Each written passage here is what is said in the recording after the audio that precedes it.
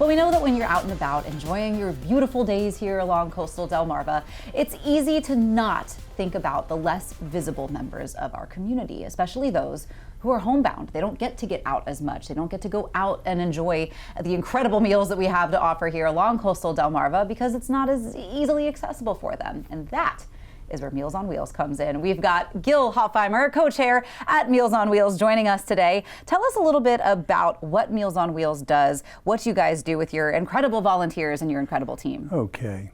Well, first off, Meals on Wheels Rehoboth Lewis is the oldest Meals on Wheels operation in the state of Delaware. Nice. We serve 100,000 meals, probably 110,000 meals a year. That's both incredible and a little... Through 150 volunteers with a staff of only 5 people. Wow. That are paid, and we're housed right off of Route 404, 9, whatever. And they do an incredible job. Yeah.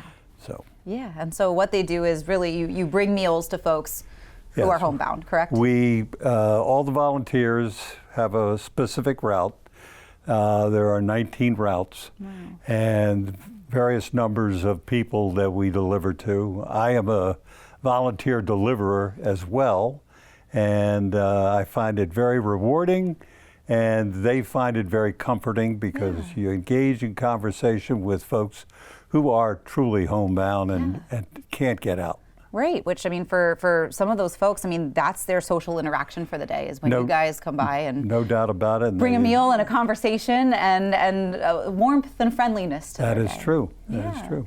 So in addition to that, the public can actually get involved with an upcoming event that you guys have coming up, Wheels for Meals. Wheels for Meals. So tell us a little bit about this event and how, because I know we've got a lot of cyclists and bicycle enthusiasts here along coastal Delmarva, and all of them with good hearts. And I'm one of them. Of course. So let's dive in. This is our 9th year. Nice. It started as a spaghetti dinner. Okay. Can't go wrong with spaghetti dinner, right?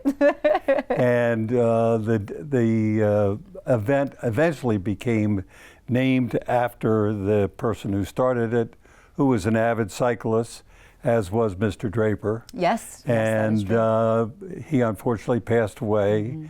And Meals on Wheels decided to name the ride after him. Wow. It's the Jack O'Halloran bike ride. Yeah. So what are the details of this bike ride? How can people get involved, and what are they signing up for when they do? Okay, well, currently we have 219 riders already signed up. We're limited to 250 for safety reasons. We work in conjunction with Sussex cyclists who draw out the routes. They put the arrows down on the road so that everybody knows which turns to make. We have 4 different rides: a 10-mile ride, a 25-mile ride, a 40-mile ride, and a 62 or a metric century. Afterwards, we have a phenomenal party that includes free Dewey beer, chicken that is grilled on the spot, burgers, and just a good old time. Door prizes. We have a band. Nice. It's probably the nicest ride in Delmarva. Yeah, I mean, it sounds like this is going to be beautiful views, great exercise, and a great meal at the end of the day. Absolutely. That all gives back to an incredible cause, really, at the end of the day, because that's what it's about. But people will have a fun time doing it.